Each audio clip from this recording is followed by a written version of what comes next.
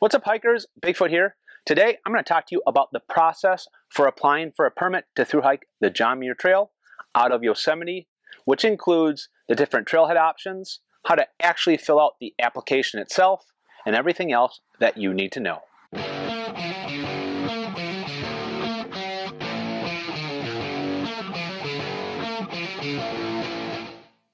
Before I get too deep in everything, I wanted to throw out a couple disclaimers.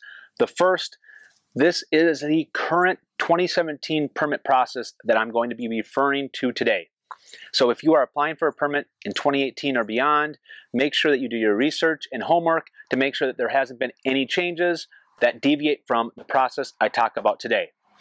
The other thing that I want to say is going out of Yosemite and starting your thru hike southbound from the northern terminus is the most popular area to start the John Muir Trail. The demand is extremely high. Yosemite National Park only gives out 35 permits that they award to all of the people that apply each and every single day. To give you an idea about the demand, one of the rangers I spoke to told me some days they get as many as 1,000 permit applications that come in each and every day. Now, how the permit process works, when you fill it out, you put a starting window that can be as many as 21 days. Now, if you get denied day 1, then your permit rolls into day 2, to day 3, to day 4. That happens until A, you get awarded a permit, B, the 21 days are up, and you get declined every single day, or C, you cancel the permit application.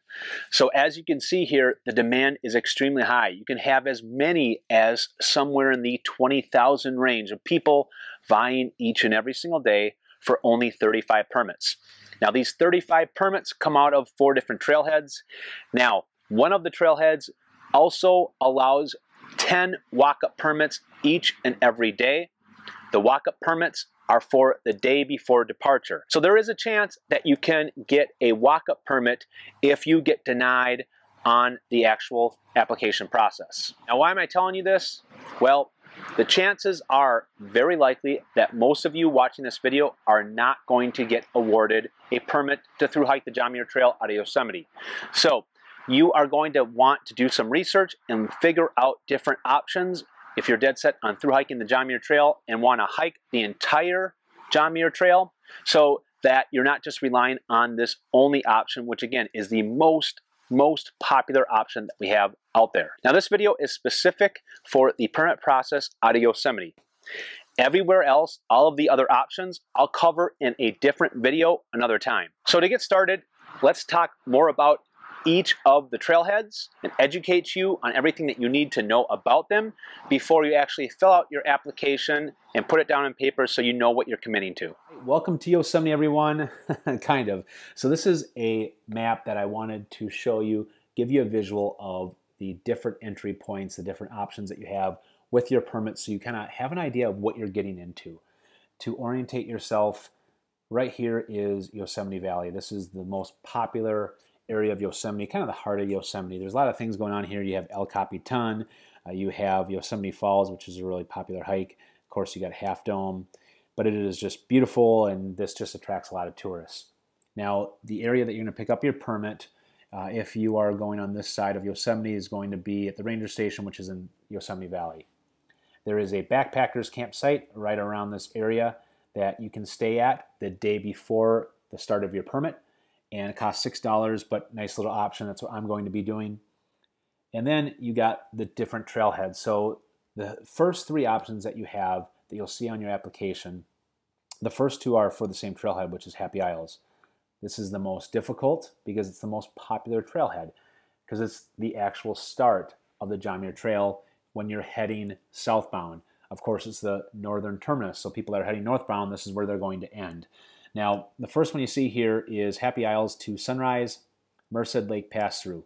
What that means is you're going to start here at the trailhead, which is at about 4,000 feet. You're going to hike 6 miles, 5.9 to be exact, to the junction of the Half Dome. And what you are doing when you get this permit right here, you are required to hike at least to this junction and stay anywhere after that at one of the campsites. You cannot stay at any of the campsites before this point. So that's the first one. To give you an idea of elevation, the junction here, go to Half Dome, is at 7,000 feet. So you're climbing 3,000 feet in 6 miles. Now the second option, which is the permit that I got awarded, is the Happy Isles to Little Yosemite Valley. What that is you're going to be going, again, from the trailhead at 4,000 feet, and you're going to be hiking up to Little Yosemite Valley Campground. This is a very popular campground, but I have to stay here. That's the requirements of the permit, because I didn't get the pass through. And what I'll do personally is I'm going to set base camp right here, try to get here by 11 o'clock. I got a permit to hike up Half Dome, but I want to avoid when all the tourists are hitting Half Dome. So what I personally am going to do is slack pack all the way up to the junction, and then I'm going to get off at the Clouds Rest junction, and I'm going to hike up to Clouds Rest. What I'll do then is retrace my steps back to the Clouds Rest junction to Half Dome junction, and then I'll go up Half Dome sometime in the early evening, and then get back to camp before nightfall. So that's personally what I'm going to be doing, and actually will work out really well for me. All in all, it's probably going to be somewhere around 15 miles on day number 1 with hiking off trail to get to Clouds Rest and Half Dome. Now, those are the first 2 options that you have out of Happy Isles. The third option is Glacier Point. Now, this is an attractive option for some because you are going to be starting out of the valley. The elevation that you'll see here at Glacier Point is actually above 7,000 feet. So to be exact, it's actually 7,195 feet. So the nice part is you're not climbing kind of the grueling climb out of Yosemite Valley up to Nevada Falls. This is going to kind of bypass that. The backdraw on this is you're going to miss the first 2.8 miles of the John Muir Trail. So you're going to start up here, which shuttles do run up to Glacier Point, and you're going to hike the 5.5 mile panorama trail until you hit the junction of the John Muir Trail. This is right at mile marker 2.8, and the elevation right here is at 6,000 feet. So again, you're avoiding basically 2,000 feet of climbing up here. Now, if you're like me and want to thru-hike the entire John Muir Trail and you got Glacier Point, what I personally would do, get here the day before, get your permit, pick it up, stay at the backpackers campsite, and what I would do then is slack pack, do a day hike from Happy Isles up to Nevada Falls, and then back on down. You can also take some different trails back on down if you'd like to kind of just see some different things. Just make sure that you don't bring all of your backpack stuff, because you're probably going to get stopped or maybe get questioned by rangers, and they'll be suspicious if they're seeing a tent and a sleeping pad and things like that in there, so slack pack that. So that would be the option that you'd want to do to be able to effectively be able to hike the entire John Muir Trail if you're coming out of Glacier Point, since you do miss the first 2.8 miles of the John Muir Trail. So those are the options in the right out of Yosemite Valley here, which is 3 of the 5 that you'll see on the permit application. The fourth option that you have is called Sunrise Lakes. It's right off of Tioga Road here, number 19. And what this basically entails when you're committed to this, you are going to hike 5.5 miles. The hike basically will go all the way up to Sunrise Lakes. There's a few campsites along this stretch right here, to my understanding. The downside of this is you are missing the first 13.2 miles of the John Muir Trail. So, if you were doing this and you wanted to, again, hike the entire John Muir Trail, you would want to figure out some way to set up a base camp, or just do a day hike, basically go down to the valley and be able to day hike this 13-mile hike up to sunrise, and then of course you'd have to get off here. So you're looking at probably 20 miles. So there are a couple of different ways of doing that, but headline here, you are going to miss the first 13 miles of the John Muir Trail just going out of this trailhead. Now the other downfall of this is makes Half Dome probably unattractive, because Half Dome is so far back that if you wanted to hike up in here and hike all the way to Half Dome, to do Half Dome, hike all the way back, that's a lot of extra miles, but most people aren't probably going to do that. So you're going to miss Half Dome as well. Now, what a lot of people do when they're doing this option is they come in here and they set base camp somewhere in Sunrise Lakes, and then they slack pack and go up to Clouds Rest. Again, really some of the most beautiful views that you'll see in Yosemite. And then they'll go back and to their base camp and stay in Sunrise Lakes at the end of day number 1, and then actually get on the John Muir Trail day number 2. And then the last option that you have is called Lyell Canyon. Now that's going to be right here, 24 here, and you can see right here 24B is Lyell Canyon. And basically what you're looking at here, you're going to pick up your permit right here, but you are going to miss about 24 miles of the John Muir Trail. Now with this, there is a campground here, a backpacker's campsite that is a great area from what I understand to set up a base camp. And there's a restaurant, there's a hotel or motel around here that you can stay at. So there are different amenities, accommodations in this area that does make this attractive. Now I said that there was a total of 35 permits that Yosemite awards each and every day. How this breaks down, they're giving 20 permits between the first 4 options I talked about. So the Happy Isle options, the Glacier Point, and the Sunrise Lakes trailheads. 20 permits go to each one of those, and then 15 are awarded to the Lyell Canyon. Now, in addition to those 15, they do have 10 walk-ups every single day at Lyell Canyon. So this is where you're going to go to try to get and obtain a walk-up permit. From the research I've done, the walk-up permits, most of the people that are fighting for these walk-up permits are actually getting in line the night before as early as they can so that they're assured to get one of those walk-up permits. So you're not just going to be able to walk up right before it's open to get a walk-up permit. You're probably going to have to stay in line the night before. So this is, again, the 5th and final option. You're going to miss the first 24 miles of the John Muir Trail. Now, because you can set up a base camp here, you could day hike the first 24 miles of the John Muir Trail. It's going to probably be pretty grueling. Obviously, you'd slack pack that, and you could do a couple options.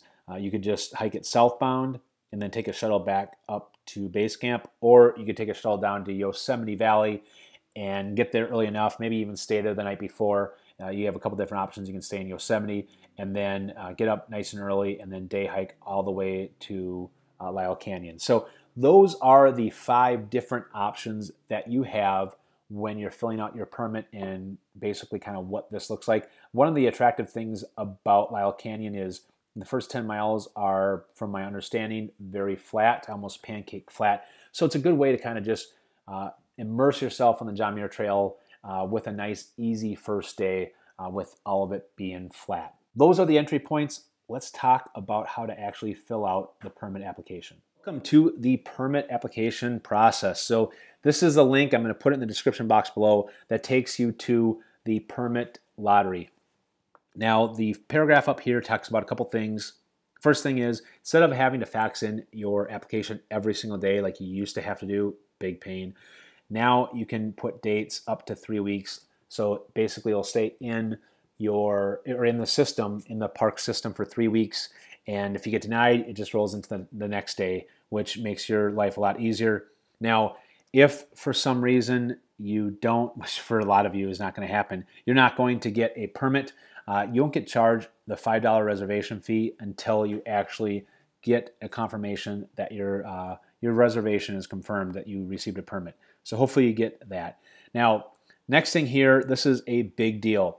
You have to apply for the lottery 24 weeks in advance, which is 168 days. Now, this is really important because all of these permits go right away. I mean, you will not be able to get a permit if you do it 167 days in advance or less. I absolutely promise you. So make sure you read that. Now, the lottery starts 168 days in advance, but because it takes a little while to process things, you actually want to go 170 days in advance. Now, the nice thing is they have a little website that tells you exactly when you need to apply. This is the Pacific Crest Trail Association's website that I got my information off of, and they will tell you exactly when you need to apply to get your permit. So down here, this is just for an example. So if you wanted to start on May 1st, the first day that you could possibly fax your application in would be November 13th of 2016, because this is for 2017, of course. So I would have had to fax in my permit application that we're going to fill out here in a second on November 13th. It would get processed on the 14th, and that's the first day that I can call. Now, what I learned is make sure that you call that first day and get verification that they received your fax. The only way that they get this information is by mail or by fax. And if and I know that sounds funny because you can't email it to them. There's no electronic way to transfer this, which is kind of silly, but it's the government. But the first application that I sent did not process. So I actually lost a few dates because I had to fill out another application and send it in till I got verification from the ranger that they received it. So again, 14 days, it's really important. Now, my through hike starts on the 10th of September. The dates that I put on there was the 2nd of September. So I got denied a whole week before I actually got my permit, but I sent it back in the middle of March. So let's talk about how to fill out this. So here's the actual JMT lottery permit request application. The first top part here, we talked about all these trailheads. You are going to rank them from your most desirable to your least desirable. Now, whatever the most desirable is going to be ranked a 1, and least will be a 5. If your name gets drawn, they'll look at whatever your most desired is. If it's already taken, then they'll go to the 2nd, the 3rd, so on and so forth.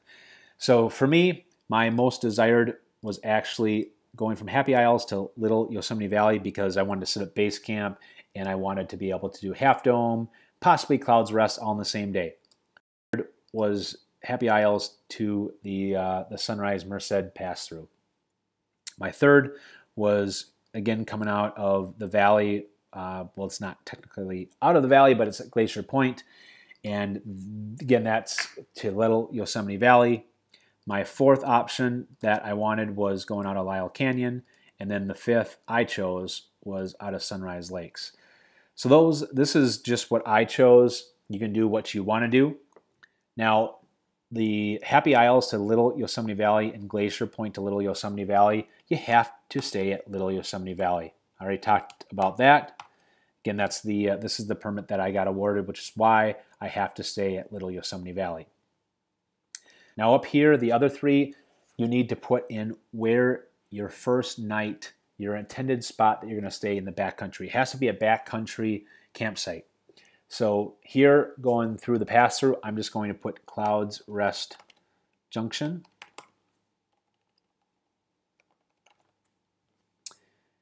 And then Sunrise Lakes, I'm going to put Sunrise Campground.